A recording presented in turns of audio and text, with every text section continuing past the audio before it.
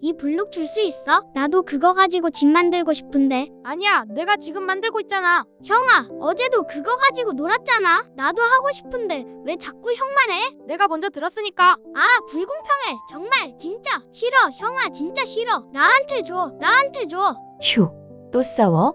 아이가 자기 것도 아닌데 형이 가지고 있던 장난감을 달라고 떼를 쓸 때 아이의 목소리가 점점 높아지고 얼굴이 빨개지고 결국 바닥에 누워 팔다리를 치는 그 순간 당신은 어떤 감정을 느끼시나요? 내 아이가 왜 이렇게까지 할까 하는 혼란감, 이 상황을 어떻게 수습해야 하나 하는 무력감 말이에요. 이 영상을 보는 부모님들은 이미 모든 걸 해봤어요. 어떤 날은 아이를 안으며 괜찮아, 진정해, 엄마가 여기 있어라고 달랬고, 어떤 날은 목소리를 높이며 그만, 이러면 안 돼 라고 단호하게 거절했고, 또 다른 날은 약속으로 알았어, 그럼 내일 사줄게 라고 했습니다. 그런데 내일이 되면 똑같은 일이 반복되지 않나요? 당신도 이 순간 내가 뭘 잘못 가르쳤나 하고 생각했을 겁니다. 당신만 그런 게 아니에요. 이것은 아이의 정상적인 발달 과정이거든요. 아이가 떼를 쓰고 있는 그 순간 아이는 사실 감정을 조절하려고 애쓰고 있는 중입니다. 아이의 울음과 소리는 나약함이 아니라 성장의 신호라는 뜻입니다. 이게 무슨 말일까요? 지금부터 그 이유를 명확하게 풀어드리겠습니다. 당신의 아이가 정말로 무엇을 필요로 하는지 알게 될 거예요.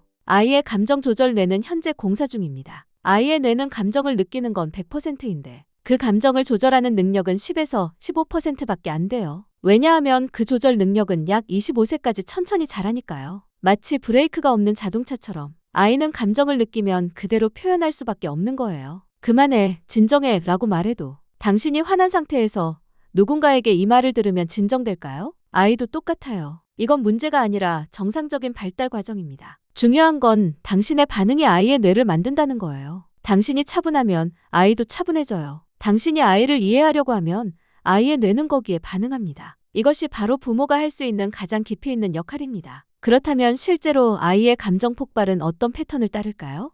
바로 당신의 반응에 따라 달라진다는 거예요.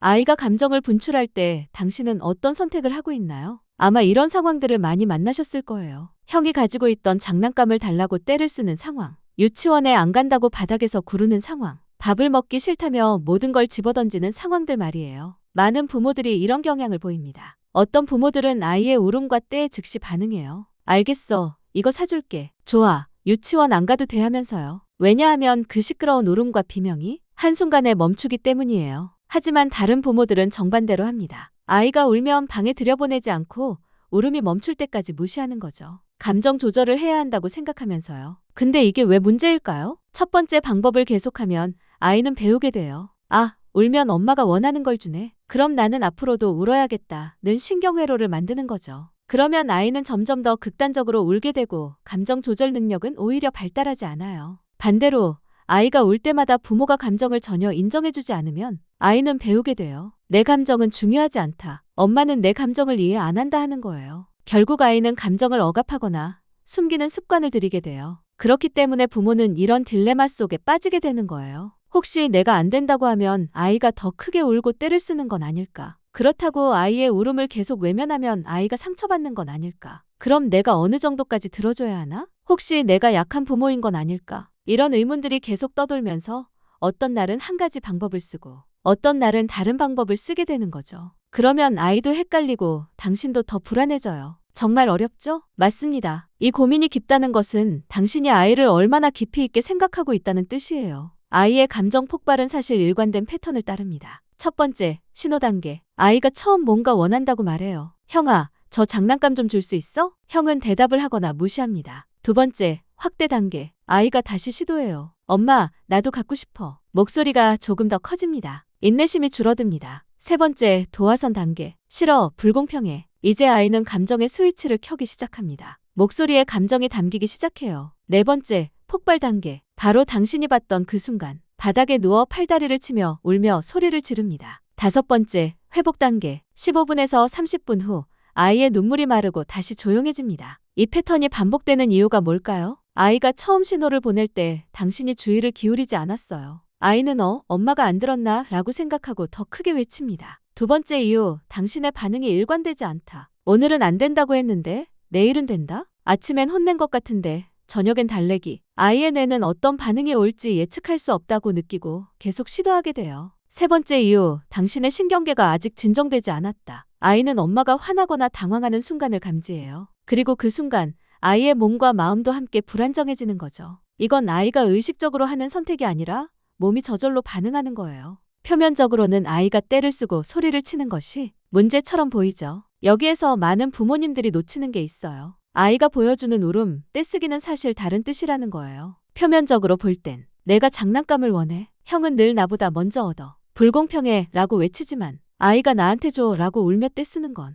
왜 나한테는 안 되지? 라는 불공평함을 느끼고 있는 거예요. 그 뒤에는 나도 소중한데? 라는 의문이 있는 거죠. 나를 봐줘. 나도 중요해. 형은 나보다 더 사랑받는 건가? 엄마, 나도 사랑받고 싶어. 아이의 감정 폭발은 사실 이런 심층적인 필요가 숨어 있다는 거예요. 물론 아이도 의식하지 못합니다. 아이는 그냥 느껴진다고 표현하는 거죠. 이제 당신의 관점을 조금 바꿔볼게요. 지금까지 당신은 아이의 감정 폭발을 문제로 봤을 거예요. 아, 또 문제가 터졌다. 근데 만약 이걸 신호로 본다면? 아, 우리 아이가 뭔가 필요를 전달하려고 하고 있구나. 이 관점의 변화가 아이를 보는 마음이 완전히 달라집니다. 문제를 해결하려는 부모는 빨리 이 상황을 종료하려고 해요. 달래기, 혼내기, 무시하기. 반면 신호를 읽으려는 부모는 이 신호가 뭘 의미하는지 이해하려고 해요. 그래서 차분해지고 관찰하고 아이를 제대로 보게 됩니다. 그렇기 때문에 부모가 알아야 할 정확한 방법이 있습니다. 이것을 알면 당신의 불안감은 자신감으로 바뀔 거예요. 먼저 첫 번째 팁은 이겁니다. 아이가 감정을 분출할 때 부모가 가장 먼저 해야 할 일이 뭘까요? 바로 아이의 감정을 인정해주는 것입니다. 감정은 인정한다. 하지만 행동은 경계를 설정한다. 이것을 들으면 많은 부모들이 이런 생각을 해요.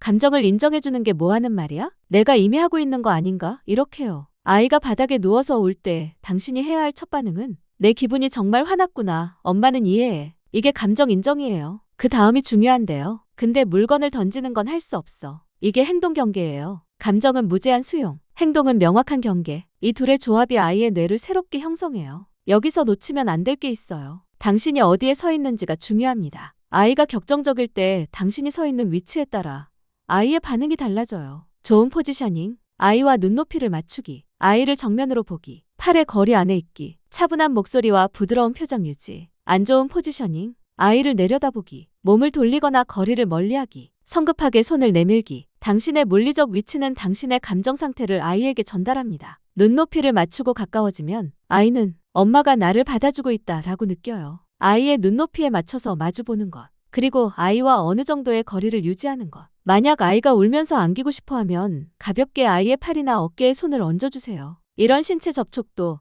아이의 신경계를 진정시키는 강력한 도구입니다. 이것들이 아이의 신경계에 얼마나 영향을 미치는지 많은 부모들이 모르고 있어요. 그럼 구체적으로 어떻게 하는지 보겠습니다. 첫 번째 상황. 형이 가지고 있는 장난감을 달라고 울 때 잘못된 방법. 그만 울어. 형 거잖아. 울면 더 못 가져. 아이의 감정을 부정하면 아이의 뇌는 더 자극받아요. 올바른 방법. 아이에게 천천히 다가갑니다. 무릎을 굽혀 눈높이를 맞춥니다. 아이 눈을 봅니다. 천천히 낮은 목소리로 말합니다. 아, 저 장난감 가지고 싶구나. 정말 갖고 싶지? 엄마도 알겠어. 몸을 기울여 아이의 감정을 잠깐 함께 받아줍니다. 그 다음 행동 경계를 설정합니다. 근데 형아의 것을 빼앗을 수는 없어. 선택권을 제시합니다. 잠깐 기다려볼래? 아니면 다른 장난감으로 놀까? 이 과정에서 당신의 위치, 목소리, 표정, 말투가 모두 엄마가 너를 이해한다는 메시지를 보냅니다. 감정을 인정했으면 이제 경계를 설정해야 해요. 경계란 무엇인가? 이건 할 수 있고 이건 할 수 없다. 이런 명확한 선입니다. 그런데 많은 부모들이 경계를 협상의 대상으로 만들어요. 안 돼. 근데 이건 어때? 아니면 저건? 아, 그럼 조금만. 이러면 아이의 뇌는 혼란스러워해요. 경계는 부모가 확고하게 세우는 선이어야 합니다. 형아의 장난감을 빼앗을 수는 없어. 이건 확실해. 명확해야 해요. 경계는 명확하되 어떻게 할 것인가는 선택권을 제시합니다.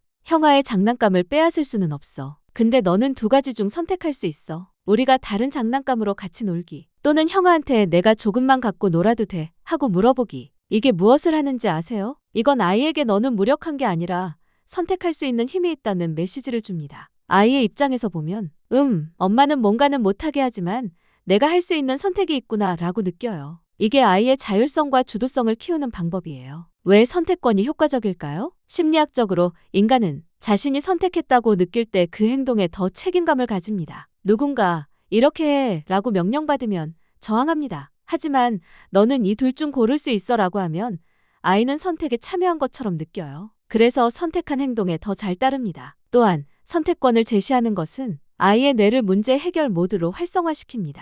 울음과 저항 대신 아이의 전전두피질, 논리적 판단 영역이 활동하기 시작해요. 아, 내가 뭘 할 수 있을까? 라고 생각하게 되는 거죠. 뇌과학적으로 보면 아이가 경계를 경험할 때 아이의 뇌는 아, 이 세상에는 규칙이 있구나 라는 신경회로를 만들어요. 이것을 자기조절이라고 부르는데 이것이 나중에 학교, 직장에서 필요한 자제력의 기초가 되는 거거든요. 경계 없는 감정 인정은 아이에게 너가 뭘 해도 돼라는 메시지를 주게 돼요. 그러면 아이는 감정을 조절하는 법을 배우는 게 아니라 감정에 따라 아무렇게나 행동해도 된다고 배우게 되는 거죠. 그렇기 때문에 감정 인정 다음에는 행동 경계 설정이 반드시 따라야 합니다. 두 번째 상황, 아침 옷 입기. 아이가 나는 그 옷 싫어 라고 울어요. 잘못된 방법, 이 옷 입어, 늦어. 올바른 방법, 우리가 학교에 늦지 않으려면 지금 옷을 입어야 해. 넌 파란색 티셔츠랑 빨간색 티셔츠 중 뭘 입을래? 중요한 걸 하나 더 말씀드릴게요. 선택권을 제시할 때 질문의 형태로 할지, 지시문의 형태로 할지를 구분하는 게 중요해요. 질문의 형태, 넌 뭘 하고 싶어? 너는 어떻게 생각해? 우리가 뭘 할까? 이 방식은 아이에게 주도권을 준다는 느낌을 줍니다. 아이가 자신의 의견을 표현할 기회를 갖게 돼요. 질문 형태의 효과는 아이의 자율성을 증가시키고 의견 표현을 증가시킵니다. 지시문의 형태, 이거랑 저거 중에 고르렴. 너는 파란색을 입는 게 좋겠어. 이 방식은 부모가 최종 결정을 내리는 느낌입니다. 경계가 명확하지만 아이의 선택의 폭이 더 제한적이에요. 지시문 형태의 효과는 빠른 상황 종료시키고 명확한 경계를 설정합니다. 그렇다면 언제 어떤 방식을 쓰는 게 좋을까요? 질문을 쓸 때, 아이가 충분히 진정되었을 때, 시간 여유가 있을 때, 아이의 창의성과 자율성을 키우고 싶을 때, 지시문을 쓸 때, 급할 때, 학교 가는 길에 뗐을 때 등 안전이 관련되었을 때, 아이가 여전히 흥분하고 있을 때, 둘 다 필요해요. 균형이 중요합니다. 세 번째 상황, 공공장소에서의 난감함. 마트에서, 카페에서, 버스에서 아이가 떼를 쓰기 시작합니다. 주변 사람들의 눈이 당신을 향합니다. 당신의 얼굴이 화끈거려요. 모두가 나를 보고 있다. 저 부모는 애를 왜 저렇게 못 키우나? 라고 생각할 거야. 이 순간 많은 부모들은 당황해서 아이의 요구를 들어줍니다. 알았어. 사줄게. 대신 이제 그만 뗐어. 혹은 급하게 아이를 꾸짖습니다. 이게 뭐 하는 짓이야? 여기가 집이니? 둘 다 문제가 있어요. 공공장소에서는 어떻게 할까요? 첫 번째, 아이를 안전한 공간으로 이동시키기. 가능하면 한적한 곳으로 아이를 데려가세요. 화장실이나 공간의 한 귀퉁이. 완전히 조용한 곳까지 갈 필요는 없어요. 그냥 아이와 당신이 좀 더 집중할 수 있는 공간이면 됩니다. 두 번째, 감정 인정. 아이와 눈높이를 맞추세요. 사탕이 먹고 싶었어? 그런데 못 먹어서 속상했겠네. 이 단계에서는 주변 사람들을 신경 쓰지 마세요. 당신의 초점은 아이의 감정을 인정하는 것이어야 해요. 세 번째, 차분한 말투로 경계 설정. 근데 지금은 이런 이유로 못 사줘. 대신 집에 가서 엄마가 만든 쿠키 같이 먹자. 손을 잡고 천천히 가볼까? 여기서 중요한 게 당신의 목소리 톤입니다. 많은 부모들이 스트레스를 받으면 목소리가 높아지고 빨라져요. 이러면 아이는 더 흥분해요. 반대로 당신이 의도적으로 목소리를 낮추고 천천히 말하면 아이의 신경계는 아, 괜찮은 상황이구나 라고 느껴요. 당신이 차분하면 아이도 차분해져요. 이것이 신경 동기화의 원리거든요. 네 번째 상황, 형제 싸움의 심각성. 형제끼리 싸우는 건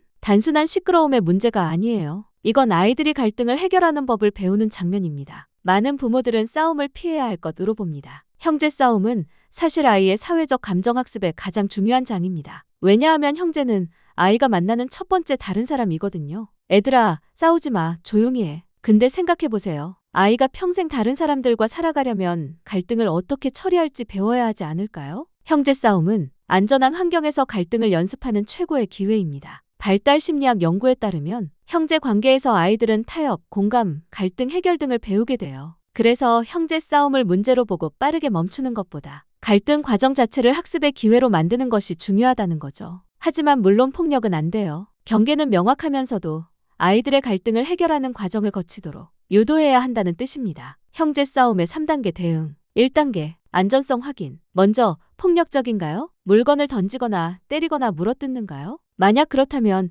즉시 개입하세요. 멈춰, 때리는 건 안 돼. 안전이 확보되면 다음 단계로 갑니다. 2단계, 양쪽의 감정 인정. 형아가 내 블록을 가져갔어. 내가 먼저 가져왔단 말이야. 기동이는 형아가 가져가서 화났구나. 기훈이는 내 거라고 생각했구나. 이 단계에서는 누가 맞고 틀렸는지를 판단하지 않아요. 양쪽의 감정을 다 인정하는 거예요. 3단계, 함께 해결책 찾기. 우리가 어떻게 하면 좋을까? 너희가 생각해 볼래? 이게 중요합니다. 당신이 해결책을 제시하는 게 아니라 아이들이 함께 해결책을 찾게 하는 거예요. 우리가 번갈아 가면서 쓸까? 좋아. 그럼 형아랑 나랑 번갈아 가면서 10분씩 할래? 그래.